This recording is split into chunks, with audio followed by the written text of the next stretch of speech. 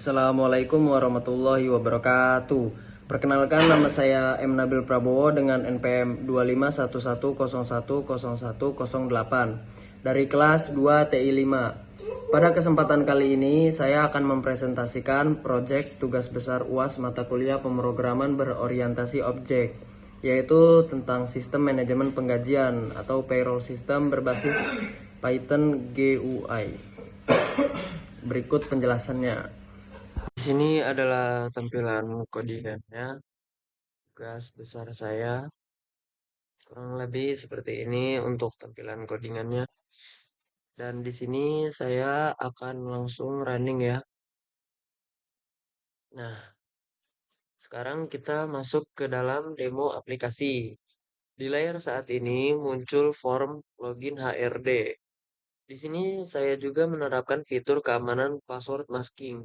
Jika saya mengetik password, karakternya akan tersensor menjadi bintang. Contohkan misalkan username admin dan passwordnya admin 1 3. Nah, di sini di password dia akan tersensor bintang. Yang sini saya akan klik tombol mata. Jika misalkan DRP-nya ingin memastikan benar. Di sini saya sudah menyediakan fitur advance code untuk menggunakan ini untuk mengganti password. Di password yang tadinya itu akan menggunakan huruf yang kita ketikkan seperti itu. Aslinya. Jika diklik lagi, maka jadi ini lagi.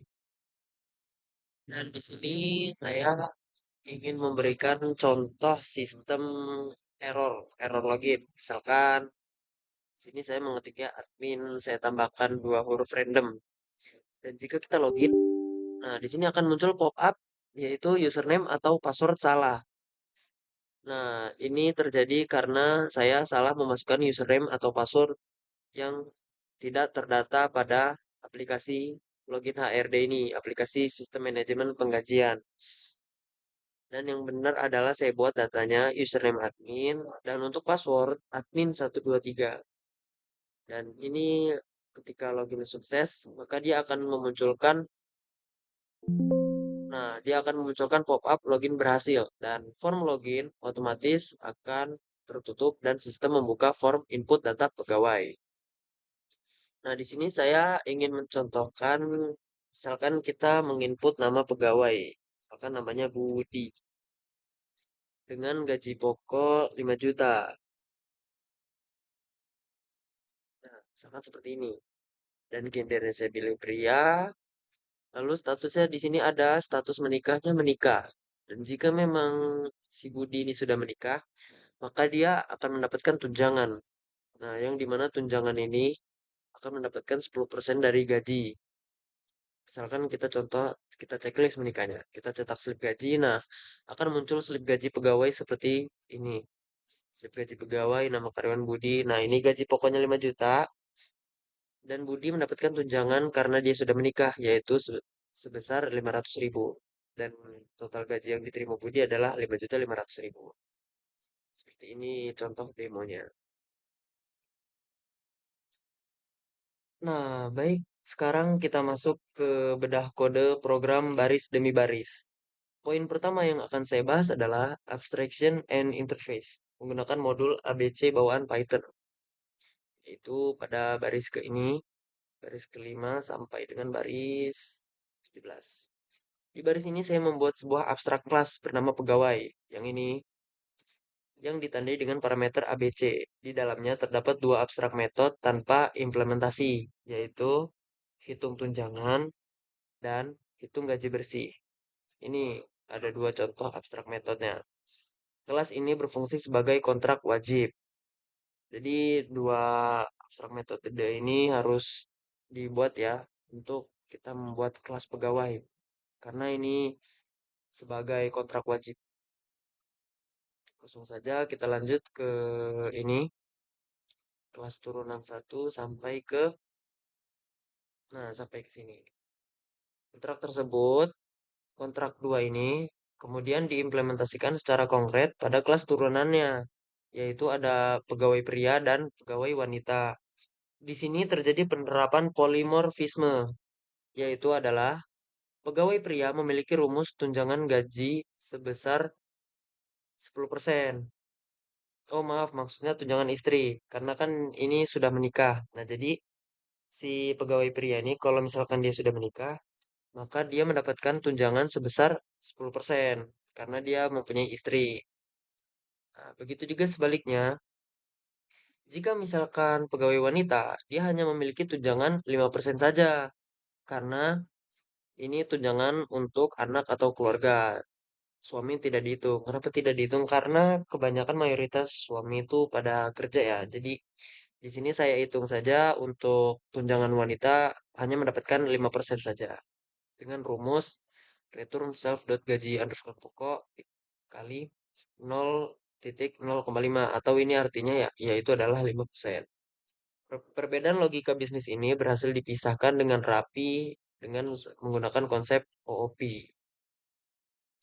Nah, di sini ada poin wajib kedua, yaitu pembentukan komponen GUI, yaitu GUI ini, Graphical User Interface, yang berada pada di nomor 43 ini, sampai ke ini, 50. Arsitektur GUI ini dibungkus dalam kelas aplikasi payroll. Ini kelas aplikasi payroll, inisialisasi awal window, diatur dengan metode init, dengan judul, dan dengan judul ini sistem manajemen penggajian dan ukurannya adalah 450 kali 550 pixel. Kemudian kita lanjut pada barisan frame login ini sampai ke baris 70. Nah, komponen GUI ini dibagi menjadi beberapa komponen utama. Yang pertama adalah self frame login yang menampung widget untuk proses autentikasi seperti tk.label untuk teks, untuk memasuki teks seperti username, dan tk.entry untuk memasukkan kolom input username untuk memasuki username-nya. Saya menggunakan tk.entry ini. tk.label ini untuk menampilkan teksnya. Dan komponen GUI kedua berada di dalam metode yaitu sebentar. Nah, komponen kedua berada pada halaman 78 ini sampai ke sampai ke ini. Tampilkan form penggajian ini. Komponen GUI kedua berada di dalam metode tampilkan form penggajian ini. Di sini komponen ini saya bentuk menggunakan tata letik grid dengan menggunakan tata letik .grid dan saya menggunakan juga ya, nah ini saya juga menggunakan tk.radio button ini untuk pilihan gender pria atau wanita. Nah, menggunakan tk.radio button ini pengguna dapat memilih gender yang dia adalah pria atau wanita. Dan saya juga menggunakan tk.check button ini untuk status pernikahannya, apakah dia sudah menikah atau tidak. Nah, jika dia sudah menikah, maka bisa di checklist dan jika dia belum menikah, maka tidak bisa, maka tidak usah perlu di checklist. tk.check button ini untuk sebagai status pernikahan. Kemudian pada tk.text ini di bagian bawah ini berfungsi sebagai area mencetak slip gaji secara otomatis.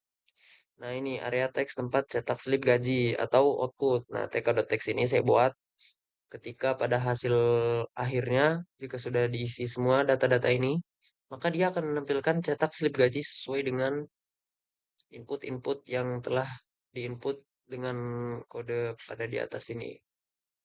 Dengan kan dia sudah mengisi gaji dan lain-lainnya, maka akan menghasilkan output cetak slip gajinya yang sudah diketik oleh penggunanya tadi. Nah, lanjut. Kemudian di sini saya juga menggunakan accept value error ini sebagai keamanan. Nah, ini akan di message box dot show error, error input. Nah, ini karena pengguna dia tidak bisa menginput string atau tidak bisa menginput teks pada kolom gaji. Karena kolom gaji diharuskan pengguna harus diharuskan menginput sebuah angka dan tidak boleh menginput sebuah huruf. Dan jika pengguna menginput huruf, maka dia akan menampilkan teks sebagai berikut ini. Error input, mohon isi nama dan gaji pokok dengan angka yang benar. Dan ini yang tadi, selain untuk keamanan password, efisiensi dan validasi input juga, seluruh proses kalkulasi ini dibungkus dalam blok try except. Yang ini tadi, fungsi ini secara minimalis ya, dia biar lebih pasti aja gitu untuk memastikan bahwa datanya ini valid gitu. Dan kesimpulannya adalah aplikasi ini sudah saya buat telah memenuhi seluruh standarisasi OOP tingkat lanjut dan integrasi GUI yang fungsional serta fitur keamanan masking input yang interaktif. Demikian presentasi tugas besar UAS dari saya. Mohon maaf jika ada kekurangannya dan saya mohon ampun kepada Allah Subhanahu wa taala. Dan mungkin ini saja yang dapat saya sampaikan. Wassalamualaikum warahmatullahi wabarakatuh.